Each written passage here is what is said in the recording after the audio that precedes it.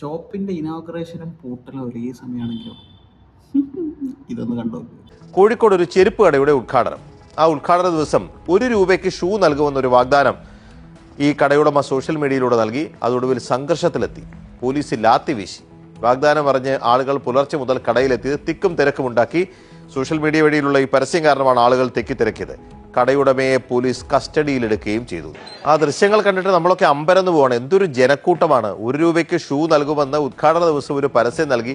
ആ 1 രൂപയ്ക്ക് ഷൂ വാങ്ങിക്കാൻ വേണ്ടി വന്ന നമ്മുടെ പ്രിയപ്പെട്ട ചെക്കന്മാരുടെ സംഘം ഏതാണ്ട് കോഴിക്കോട് നഗരത്തിന്റെ നമ്മൾ കഷ്ടപ്പെട്ട് ഇവിടെ 5 മണിക്ക് ഇവിടെ വന്നതാണ്. എന്നിട്ട് ഇവന്മാര് ചട്സഭയിൽ ഓർപ്പിന് വേണ്ടി എടുത്ത് കൈമുണ്ട് പൈസ അടക്ക വരെ ഓടി പായിപ്പിച്ചാണ്. ഇതെന്ത് നടപടിത്തില്ലെങ്കിൽ സമരം ചെയ്യും. അവര് ഫ്രീ ആയിട്ട് മാർക്കറ്റിംഗ് ക്യാമ്പയിൻ നടത്തി. വന്നവനും നിന്നവനും പോയവനും കിട്ടിയവനും എല്ലാം എന്തായി.